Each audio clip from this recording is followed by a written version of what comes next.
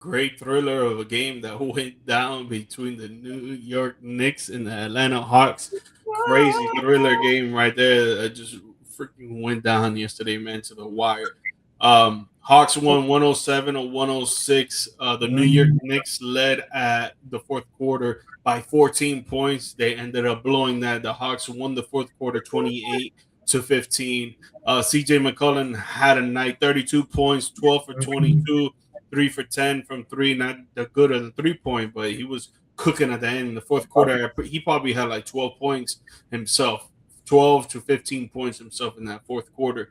Anybody that switched up on him, he was cooking, especially Brunson. Brunson, crazy liability on defense. Jalen Johnson winning the first half. I think he only had like 4 points in the first half. Ended the game with 17 points, 6 for 12.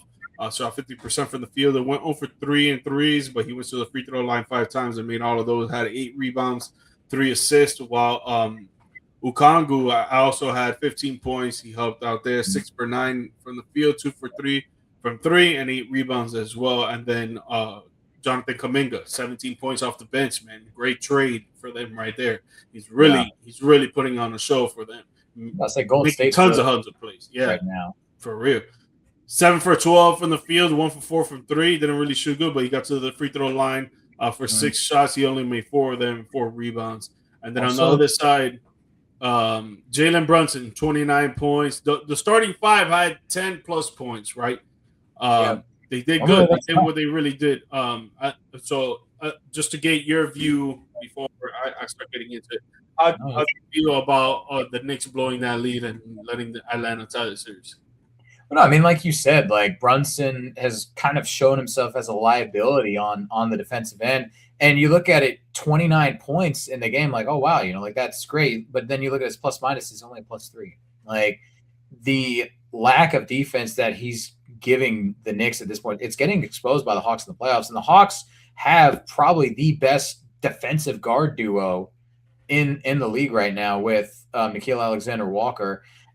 He's done, I think, a really great job of locking people down. But also, too, CJ McCollum, shout out to him. Not only did he have, a great offensive game, too, but also getting 2 steals and a block. Jonathan Kuminga playing great defense as well, 2 steals and a block. Like, both of those guys, the whole Atlanta Hawks team plays great team defense. So, and they know how to put the clamps on you, and they executed it to perfection. So, but as far as with New York goes, and I think you'll probably hint at this a little bit, discrepancies right now, like, yes, Brunson's doing his thing. Karl-Anthony Towns, a little underwhelming. 18 points. And is that we talk about the same thing, BC, every year? We talk about the same shit with this guy. Gosh. God, you know. But yeah, 8 boards, man. As a 7'7", the tallest guy out there, 7 boards. Or no, 8 boards, my bad. 7 foot, 8 boards. Meanwhile, you're getting out rebounded and out hustled by Josh Hart, grab 13. Like, I get it. Obviously, rebounds aren't the only stat to measure defense. It's not the stat to measure defense and hustle and all that. He got 2 blocks, but it just kind of shows, to me, it shows kind of a lack of effort. And I feel like you're kind of, I'll set that alley-oop up for you to go ahead and slam it on home. That's the problem that I have with Karl-Anthony Towns. He's too passive-aggressive in the postseason, man. This is why people really think that he's a softie out there, bro. 18 points, 8 for 12. Yes, you were very efficient. You had 2 for 5 and 3-pointers, for sure.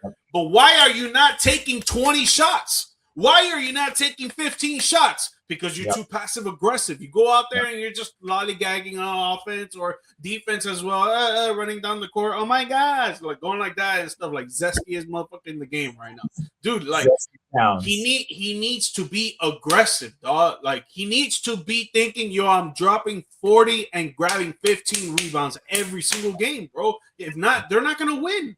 And then at the end, OG Anunoby, yo, you're shooting 80% from the free throw line and you get a crucial foul to go to the line and you miss 2 free throws in a row. Not to mention, at the end of the game, CJ McCollum missed through 2 free throws. They're up by 1 point, 6 seconds left on the clock. Josh Hart gets a rebound, goes down court. First person he sees is Miles Bridges, but on the other side of Miles Bridges was Jalen Brunson.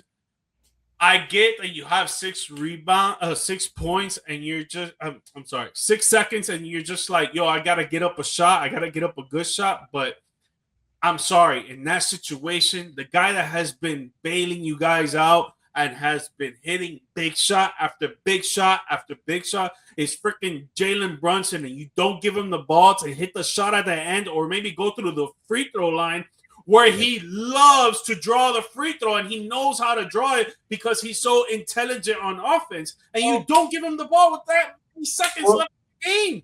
he was also the clutch player of the year 2 years ago or last season, not this past season, but the season before. Like, what are you doing? Like, seriously, that there's only one guy that needed the ball in his hands at that point. The guy that actually thrives when the pressure's on. So again, we knock him for his defense, but the dude on offense, when it's time to make the shots, he knows how to make them. So yeah, I agree. Like, I don't know why that wasn't the game plan at all. It just it doesn't make sense. It's not that it wasn't the game plan, because when you grab that rebound, when Josh Hart grabs that rebound, you got 6 seconds left. You got to make a quick decision for sure. But he passed it to the first guy he saw. I don't fault him for that. Give it to Miles Bridges. But Miles Bridges looked at Brunson. He looked at him and then decided, yo, I'm taking this myself. Yeah. On Jalen Johnson, who is a great wing defender. Yep. Super underrated. Dude, bro, I don't get it, man. But again, it was things that led up to that. You have 14 points. You are up 14 points in the fourth quarter. And the problem with the New York Knicks has always been the lack of defense. They love to play offense. They're great on offense for sure. And especially when Karl Anthony Towns is being aggressive and not being passive aggressive. They're super great on offense. The past 3 years, they've been like top 5 in offensive points, offensive rating. But when it comes to the defense side, they're lackluster. They don't know what to do when it comes to the clutch time, when it comes to buckle down and get stops. 14 points leading into the fourth quarter, bro. And you guys blow it and lose by a point. Mm-hmm. Insane. Insane.